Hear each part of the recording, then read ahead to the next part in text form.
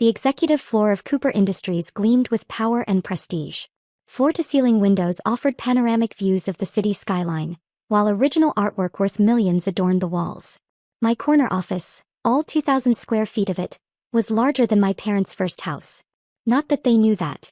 As far as my family was concerned, I was just a secretary at some corporate office downtown. Miss Bennett. My actual executive assistant's voice came through the intercom. Your brother Michael and his partners are here for the merger meeting. I smiled, adjusting my Chanel suit. Give me 2 minutes, then send them in. This meeting had been 6 months in the making, though not in the way Michael thought. His company, Thompson & Associates, had been pursuing a merger with Cooper Industries relentlessly, not knowing that his secretary's sister was actually the CEO they were so desperate to impress. And Linda, I added, make sure you introduce me properly. With pleasure, Linda replied, and I could hear the smile in her voice. For years I'd let my family believe what they wanted about my career. It was easier than fighting their preconceptions. When I'd started as an actual secretary 15 years ago, they'd nodded approvingly, a nice, safe job for a woman.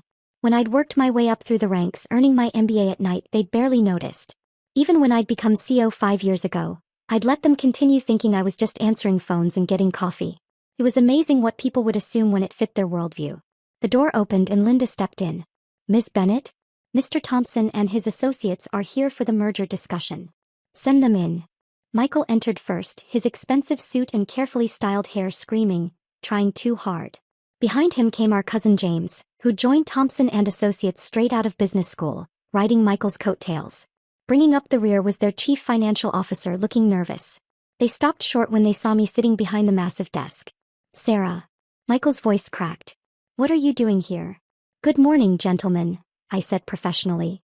Please take a seat. There must be some mistake, James sputtered.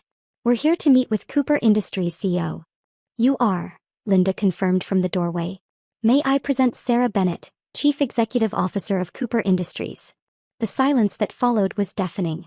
Michael's face went from confused to pale to slightly green. This is a joke, he finally managed. Sarah's a secretary. Was a secretary, I corrected him. 15 years ago. I've been quite busy since then, though you never bothered to ask. James collapsed into one of the leather chairs. All those family dinners, when we were talking about trying to get a meeting with Cooper Sue, were quite entertaining, I finished for him. I particularly enjoyed the part where you called me, just a secretary, to that potential investor. What was it you said? She's not really in business like us? Their CFO was frantically flipping through his papers, probably realizing that every strategy they'd planned was now useless. But the merger. Michael's voice was weak. Ah yes, the merger. I opened the folder on my desk. Let's talk about that, shall we? Your proposal, I continued, leafing through their documents, is interesting. Though I have to say, your valuation of Thompson & Associates seems a bit optimistic. Michael straightened his tie, trying to regain his composure. Our numbers are solid. We've had 3 independent valuations from firms you chose and paid, I interrupted. Our analysis suggests something quite different. I slid a document across the desk. As you can see, we value your company at roughly half what you're proposing. James grabbed the paper, his hands shaking slightly. This is ridiculous.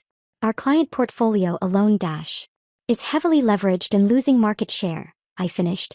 Did you think we wouldn't do our due diligence? That we wouldn't notice how many of your clients are reducing their contracts? The CFO looked like he might faint. He knew the numbers were bad, probably had been trying to tell them for months. Sarah, Michael tried a different approach. We're family. Surely we can Family. I raised an eyebrow.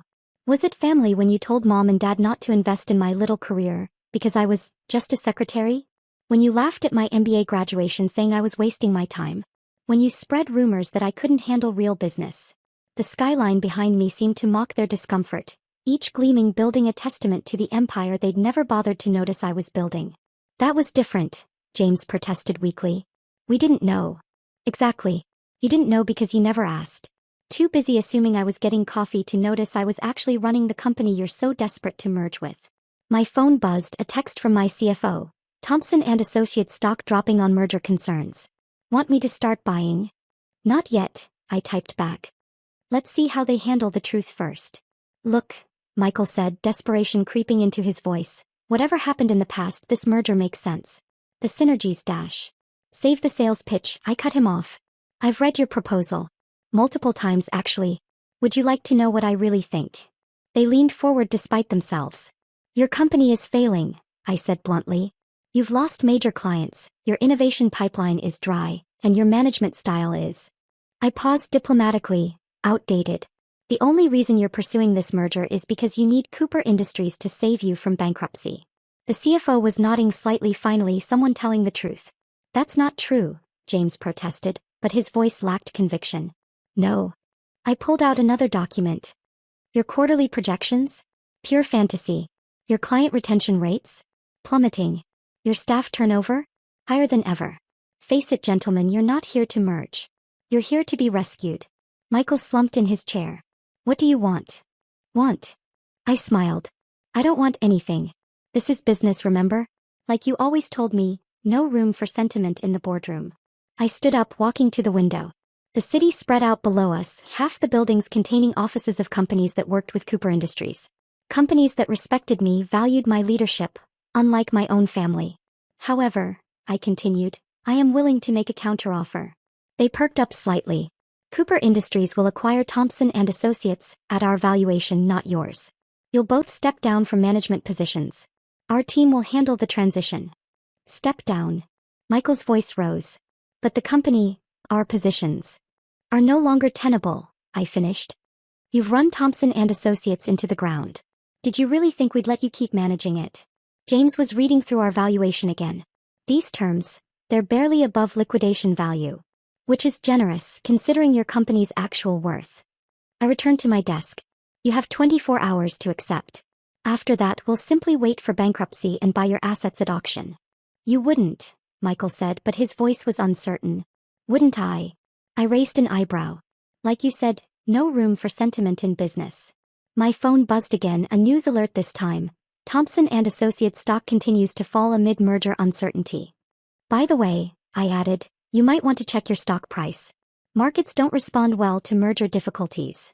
James frantically pulled out his phone, his face paling further. It's down 30%. That's what happens when investors lose confidence, I said. Speaking of which, how many of your clients have confidence clauses in their contracts? You know, the ones that let them terminate if your stock drops below a certain point. The CFO closed his eyes in defeat. He definitely knew those numbers. You're destroying our company, Michael accused. No, I corrected him. You destroyed your company. I'm offering you a lifeline, albeit one with conditions. What conditions? James asked warily. Besides stepping down? I smiled. Well, you'll both need new employment. Fortunately, Cooper Industries is always hiring. I believe we have some openings in the mailroom. The mailroom? Michael stood up, outrage overtaking fear. Do you know who we are? Yes, I said calmly. You're the people who spent years telling everyone your sister was just a secretary. Consider this poetic justice. My phone buzzed with another text from my CFO. Ready to start buying their stock? Begin acquisition, I typed back. Standard hostile takeover protocol. And make sure HR prepares those mailroom applications. Looking up at their stunned faces, I continued. The offer expires at noon tomorrow.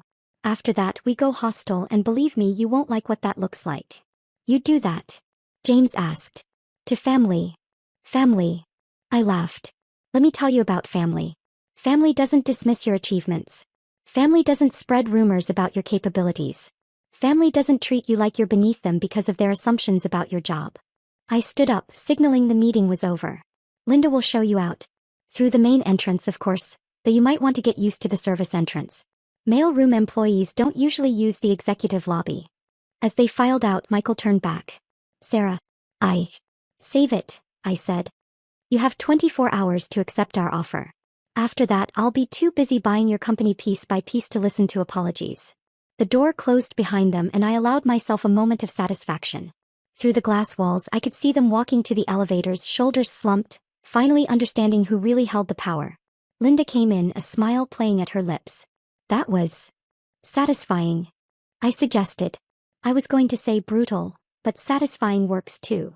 She handed me a stack of messages. Your parents called. Apparently, Michael called them already. I could imagine that conversation. Let me guess, they're shocked, confused, and wanting explanations? Actually, Linda grinned, your mother said, and I quote, I always knew you were more than just a secretary. Those boys were too busy showing off to notice you were running circles around them. I laughed genuinely this time. Maybe there's hope for the family after all. Well, some of them anyway. My phone started buzzing with messages. Other family members suddenly realizing who I really was, business contacts connecting the dots, social climbers trying to realign themselves with the real power player. Another text from my CFO, Thompson's stock in free fall. They'll have to accept our terms. I smiled, typing back, make sure their mailroom uniforms are ready. And Linda? When they start work, make sure they know who to get coffee for. Success, they say, is the best revenge. But sometimes success combined with a healthy dose of irony is even better. As for Michael and James, well, they wanted to work at Cooper Industries. They just never specified in what capacity. Welcome to the corporate world, brothers. Coffee's on the second floor, but you'll have to make it yourselves. After all, I'm not just a secretary anymore. I'm the CEO who owns